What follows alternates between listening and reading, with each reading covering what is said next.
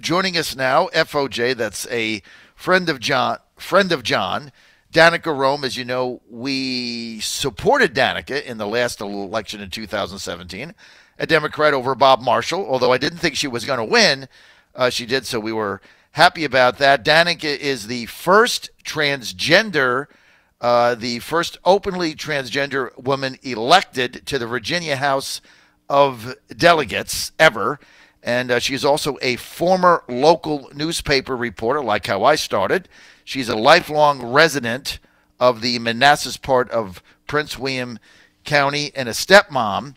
And those that follow me know that I have been a gay rights activist for a very long time. I've been thrown out of enough Republican parties to start a new company with. Believe me, I've been thrown out of them for my backing of gay marriage and also for the LGBTQ community. And as you know, Donald Trump, one of the reasons I backed him, first Republican ever to knock that issue off the table in one day.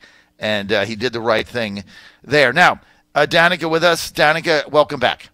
Hi, John. Good morning, and thanks for having me back. Danica, let's go right to the meat here. You have been targeted by the Westboro Baptist Church. This is in a series of protests they're doing after the General Assembly is over. So I don't know what they're not protesting your policies or your votes, right, which is legit, but now they're protesting you, and they're having an organized protest against you personally after the General Assembly is out. You've raised $26,000 off that, which is your right to do. What is going on with this? So I don't know. Maybe news just gets to that very narrow part of Topeka very slowly. That I was elected in 2017, sworn in January 10th, 2018, completed session in 2019 on February 24th, and then they are going, oh, now it's a great time to protest Danica's existence in the legislature. And it's just like, really? That's, okay, pat. Like, how else do you even respond to that? I mean, because it's like the legislature's out of session, and they're trying to convince the members of the legislature to scream at me and to shout me out and all this other sort of stuff. I'm just like, it's the end of the Ferris Bueller movie. It's like you go up to them and you're like, it's over, go home. Well, I mean, this is why I find this to be a despicable act, because I have no problem with the right to protest anybody. I mean, Westboro Baptist Church, I'm not even going to comment on that. I'm not a supporter or a member, but they have a right to organize whatever protests they want. But you would think that they would organize a protest against you if they so chose based on your voting record or a policy position that you have taken in the House of Delegates in the Virginia General Assembly. That's perfectly legitimate. But what are they protesting? Your existence as a human being? As a transgender woman, and especially as a trans woman serving in the Virginia State Legislature in the House of Delegates. And, you know, like in the 2017 campaign, I was told that I was defying the laws of nature and nature's God. I had to deal with vile hate speech basically on a daily basis. And if anyone thinks that winning an election makes that go away, it doesn't. I mean, you know, I still put up with that sort of stuff. But at the same time, I look at this and I go, okay, if this is substantially not much different than a lot of the hate speech I already have to put up with in the first place, then number one, if you're on the same side as the Westboro Baptist Church on their top issue, you may want to re-examine your policy position or just your rhetoric in general. And number two, I look at this and I go, then you know what? If they're protesting my existence, then that just means I'm doing a good job in the legislature. That means that, like, my constituent service focus is not what they're going after. They're not going after my 4 bills to fix Route 28. They're not going after those 3 bills they actually got passed through, you know, the General Assembly this year. They're not going after, you know, anything that I'm dealing with on government accountability or transparency in local government or feeding hungry kids. It's like they're just going after crap. And I think we're probably, you know, you and I, John, you know, having dealt with a lot of vile hate speech from, you know, that sort of, you know, some of those sort of folks before from a long time, you just kind of look at it and you go like, okay, it's a carnival show. It's just that they're barking at you. But what's the right response? Do you amplify their message and respond to the message? No, you don't. Or do you instead say, all right, I'm going to take something that is supposed to be inherently negative, I'm going to flip the script on it, and I'm going to turn it into something positive. And the positive thing that I can do is say, like, okay, well, what is the thing that they are most against? They're most against me being in the General Assembly. Well, I mean, me existing in general, but being in the General Assembly. So I said, okay, then how about I raise money off of what they're doing for my re-election campaign to blatantly defy their hate and come back to Richmond again in 2020. And so for the 2019 general election, I've been raising money off of this called the Westboro Backfire since last Friday, and through 5 days, we've raised more than $28,000 for more than 800 donations from all 50 states and D.C. I represent the House of a district in the House of Delegates. You can tell people really, really don't like the Westboro Baptist Church on the one hand, but they also appreciate my message of inclusion and the fact that, I've actually somehow managed to, keep a good, reputation and a good, character intact all during my General Assembly service at a time when it can be very challenging and people of all stripes get attacked on a routine basis. I've been trying to just do a good job, and people recognize that, and that's why we've raised more money in the last 5 days from the Westboro Backfire, as I call it, with the hashtag in front of it, than I did the first 3 months of my winning, successful 2017 campaign combined. That should tell you about, what people think about the message that I have, about my record, and as well as about the absolute disdain that people have for the hate that they bring. And I had someone come up to me on Sunday saying, I'm really glad that you're doing what you're doing because the Westboro Baptist Church protested my cousin's military funeral. And so that was in Virginia. That was at an event that I was in Fairfax County. And I look at that and I go, like, that's horrible. And I want to say thank you for your support, but I just feel terrible that someone would ever do that. And the message to that is, whether they're protesting military funerals or whether they were protesting Matthew Shepard, when they are being horrible to Americans, when they are being horrible to anyone in this country and protesting people in their worst time of mourning and grief, that should be a uniter for all of us.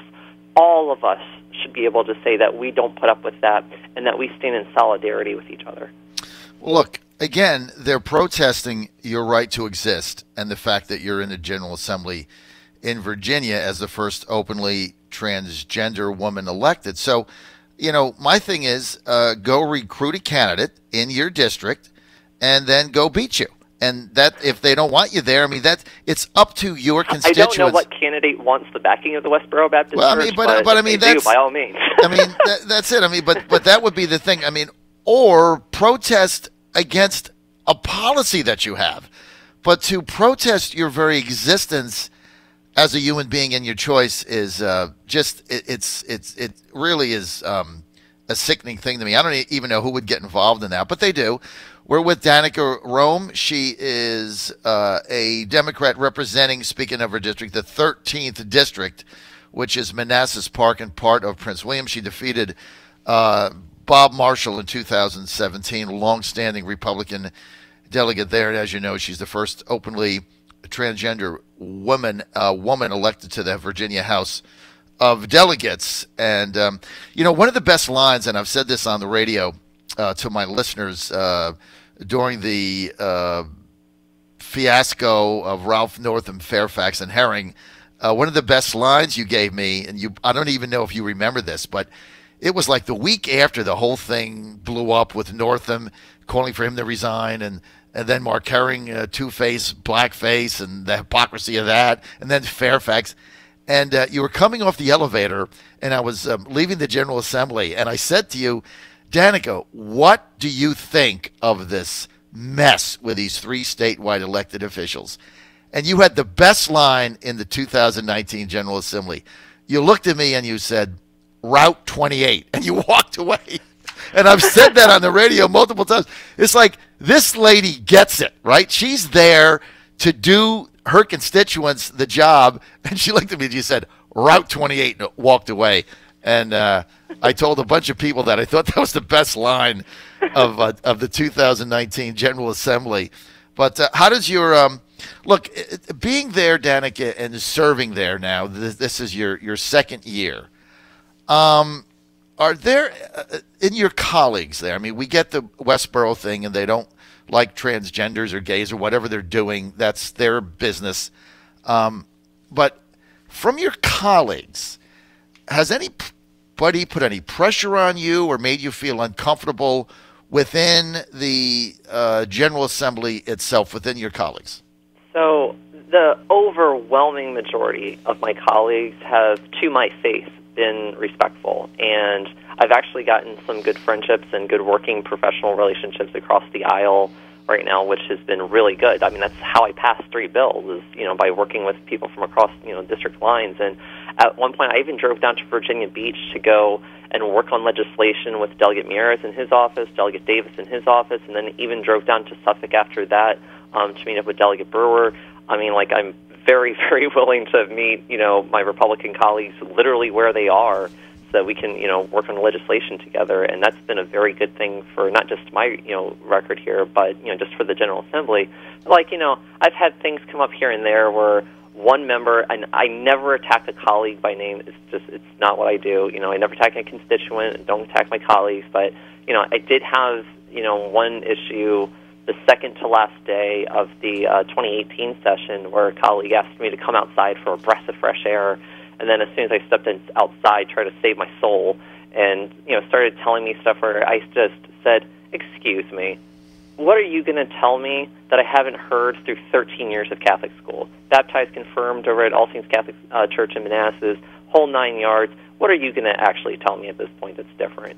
And that person said, "Oh, I didn't know that." I was like, "Yeah, no kidding." But some of the things that you've said have been absolutely horrible, and the idea that you can tell me about my salvation when you haven't demonstrated that on your own really, really speaks poorly. And it's one of those things where it's so wildly unprofessional to be going up to, one of your LGBT, colleagues and trying to convert them on the spot. That's not why your constituents sent you to Richmond. It's do your job. It's just do constituent service, file your bills, work across party lines, and if you have questions with other people, then go ask them. If you have, if you want to be friendly, that's fine. But when you're coming up like that, that's malicious intent. And whether, it's being coaxed or anything else, that's not okay. And I want to make sure that, we all maintain professional working relationships and that we have the decorum that the General Assembly deserves in the first place, and that our constituents expect us to uphold when they send us to Richmond. Because keep in mind, it's not about us. It's about the 83,000 people each of us represent back home. It's not about R versus D. It's about Virginia. That's the bottom line.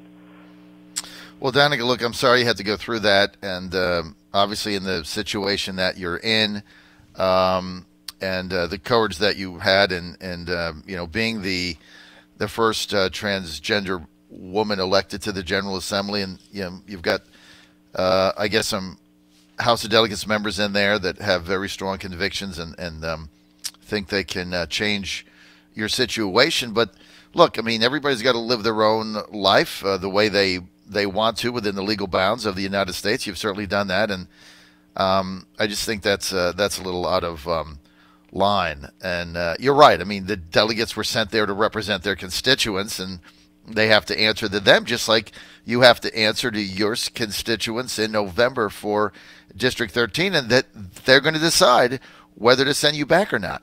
I want to get your opinion on something else that went unnoticed, and because I've got you on, and I know you're not going to vote for Trump in 2020 like I am, so we're not going to see eye to eye there. That is correct. But I just want to point this out, okay? Yes, sir. Do you know that at the Conservative Political Action Conference, which I was at in the People's Republic of Maryland last week. Right, and I cover, and remember, we first met at CPAC when I was covering that for the hotline back in, I think, 2013 or 2012. So, that's right, we did. And I was right there on Radio Row, and that's how we met. That's why I wanted to get you on today and bring this up, but one of the things that the president mentioned in his speech that went unnoticed by a lot of people, but not by me, was his public support for the Trump administration's policy of decriminalizing homosexuality globally.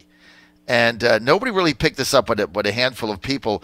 This is being led by Richard Grenell, who was the highest-ranking openly gay person in the Trump administration. Right now, he is the ambassador to the Republic of Germany right now. And that totally, in his 2-hour speech, got swept to the side, except for a handful of people. So I'm going to give you an opportunity, even though you don't agree with him and you're not going to vote for him, an opportunity to commend the president on doing that.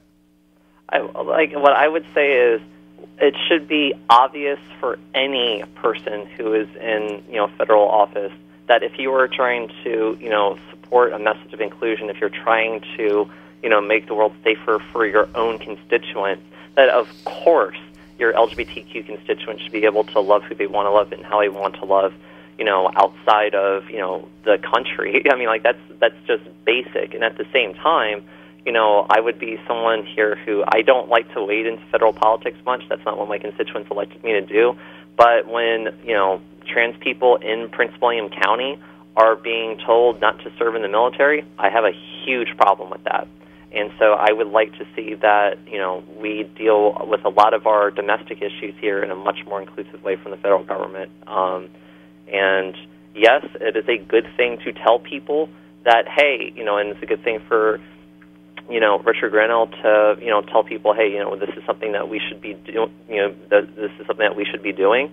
And at the same time, I think that the record that, I've unfortunately had to disagree a lot with, domestically suggests that there's a lot of work to be done on LGBTQ equality here at home other than just rhetoric, because I am very, very upset regarding the military ban. That I think is absolutely misguided in every way possible, from advisors giving awful advice. Yeah, but he's taking that advice, Danica. Come on, that's not fair. He's taking that advice directly from generals in the field, and so your beef is with them. You other generals who completely disagree with. Yeah, well, I mean, but he's got a number of generals giving him that advice, and the Democrats are saying, hey, you should pay more attention to your generals, so you can't have it both ways. So we're not going to see eye to eye on that, because I don't think that's a fair. I just don't think that's a fair criticism of it. Obama didn't do it either. And so, but look, Trump, you cannot deny that President Trump has been a friend to the LGBT community since he's been there, and he's the first Republican ever, as president, even a candidate, to take the gay rights issue off the table and back it. And so you have to give him that, and also our good friend Richard Grenell. Danica Roem? But John, even on that, while I disagree with your assessment there, I do agree that you have been respectful, kind, professional every time. I think I've been on your show at least 4 times that I remember. Yes. And you've always been, absolutely kind to me, and I genuinely appreciate the fact that you've conducted yourself so respectfully and cordially and professionally, and I've really, really gotten, enjoy getting to know you here. No worries. And thank you for all you do, and for the best line in the General Assembly in 2019, Route 28. That's why I'm not even going to ask you about... I am meeting with the VDOT secretary this afternoon to talk about Route 28. Route 28. I'm never going to ask you about blackface and Two-Face and Fairfax. I got to go.